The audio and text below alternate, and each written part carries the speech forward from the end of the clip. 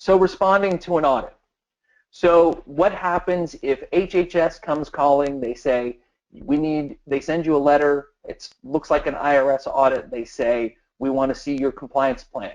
So how do you respond to that? Well, as we said, you're going to have 10 to 14 business days to respond.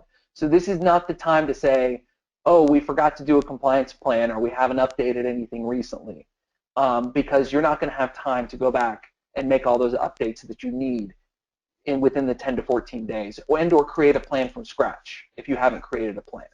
So it's very important that you're on top of this. It's also very important only to supply the requested documentation. You don't want to try to over-submit information. You don't want your auditor to have to sort through information, and you also don't want to give them more information than they requested, because if they start digging, they might find more items that they want to remediate. So only supply the requested items. And here are some of the things they'll ask for. The first and foremost, they'll ask for that risk assessment. This is probably your most important document they'll look for. And they'll look for when the last time it was run and what you found. And was it thorough? Now, what constitutes a thorough risk assessment? That means you've really broken down. You said, and gone through everything as much as you can. This is a good idea. This is probably a good time to look for a third party for a template and/or hire a third party to come in.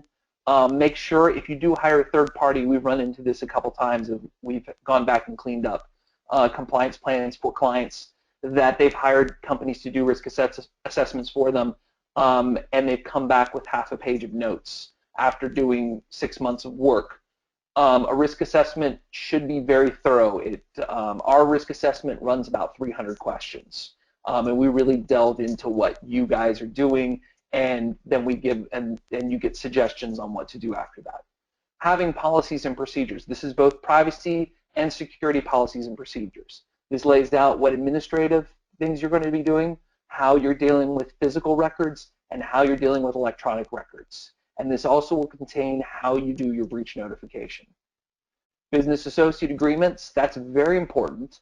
Those are, as Dan said earlier, those should have been updated after September 23rd of 2013.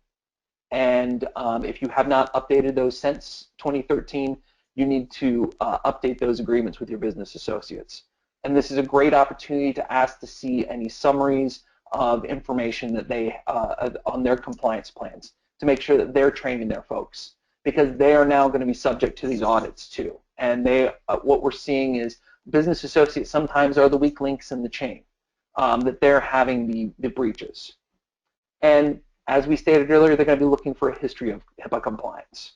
So you don't necessarily have to keep the entire compliance plan that you had before, but notating when you updated that plan, it's probably not a bad idea to keep that previous compliance plan, file it away, keep it in an electronic file on your computer as previous plans. So with that being said, I'm going to pass back to Dan here, and he's going to talk to us a little bit more about penalties for non-compliance.